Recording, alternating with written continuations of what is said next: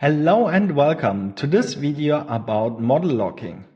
I'm Valentin Zickner, and in this video I will show you how you can manage different uses in Flowable Design, how you can enable model locking, how model locking then works when you are working on actual models, how you can handle it when somebody is on vacation, and how you can unlock all the models locked by you or by other people as well. So let's get started, and therefore we actually first go to Flowable Design, and in Flowable Design we go to the user management. Therefore just click on the user symbol here at the top right and then select users. Here you see the different users created in the system at the moment. So we have an admin user, we have a John Doe user, and I have a user. Now when we work inside the workspaces on our app, then we can just go ahead and modify that. We can sign in as another user, and we can also modify it as the other user. However, when we save, we will overwrite the changes from another user. So by default, we have a lot of communication overhead when multiple people are working on the same apps. And that is actually the reason why there's model locking, so that we can go ahead and enable this. So let's quickly enable that. Therefore, since I started it with Docker Compose, go to my Docker Compose file. But when you have another setup, you can do the same. You just need to set two flowable properties, actually technically only one. So that is Flowable Design model locking enabled. You set that to true, and then you can also set Flowable Design model locking auto lock on create to true as well. This one obviously is optional. And then you just start with Docker Compose up -d your design instance, or restart it. And once you have done that, eventually that container will be started and we have the model locking enabled. So let me quickly look at the log file. So we see it started, and with that we can go back, and when we refresh it here, we actually see a new message. To edit this model, you first need to lock it. And we have right now here read-only mode, so we can navigate through the different properties, but we see all of that is disabled. We see we cannot unlink this link process over here.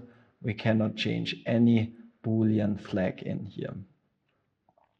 The first thing what we need to do is to lock it, and therefore we have those two new buttons over here.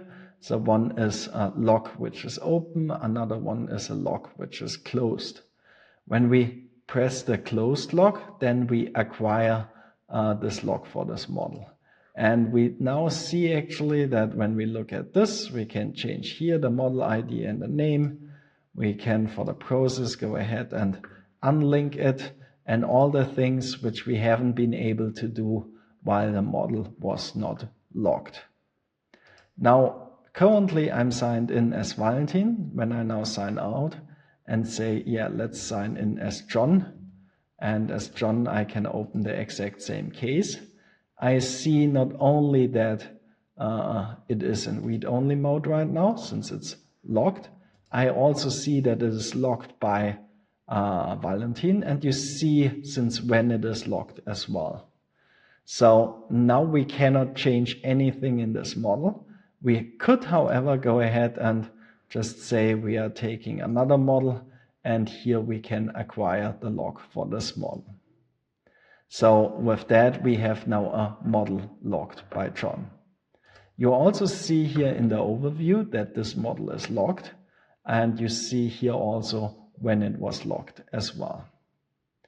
Now, when we go back to the other user, so let's just sign out and sign in again, then we can simply go ahead and unlock this model. And now when we unlock it, we just get a confirmation message, and now this model is unlocked.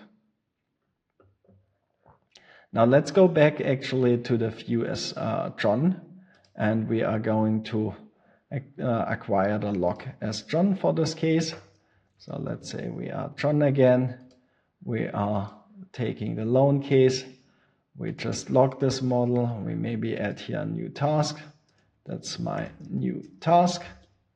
And we save that. Now let's say John went on vacation and I'm back and I need to continue working on this model, but this model is logged by John. Now what I could do actually is I could say I would like to force unlock it. So now I could go ahead and say, okay, I would like to really remove that log. Obviously that makes sense when somebody is on vacation, but you wouldn't like to do that without any reason, or you would like to at least communicate with John before you actually do that. So I just forced unlocked now this model. Now I can go ahead and say, yeah, that is my new task. And we changed that, but therefore I still need to go ahead and now acquire the log again, since I only force unlocked it. And now I can actually change it, my new task, with some extra text. And now I am able to change it as well. Once I'm done, I'm able to unlock it. When you work now on this model, and maybe you also work on this model, and while you are on it, you are also changing this model, and you acquire all of those logs, then it's a little bit cumbersome to go now through all of them and remove those logs. And that's why when you go ahead and select the app, you have here the possibility to unlock the models inside that app. So that is an app-based unlock functionality. And here you can say you would either like to unlock all models logged by you or all models within the app. The last one is, for example, pretty good when nobody is working. You would like to reset to a clear state. The first one is really good when you are done working on your changes and you just say, okay, I acquired now all of those logs, and we see actually here also the models logged by me. And now we say we would like to unlock them. And with that, we don't have any logs anymore, and somebody else can start working on those. Now in this video, we have seen how you can go ahead and enable model locking in Flowable. We have seen how the read-only mode works when you don't have a log for the model, how you can unlock and lock models, how you can force unlock models when they are locked by somebody else, and how you can unlock models for an entire app. I hope you enjoyed this video. Thank you very much for watching, and see you next time.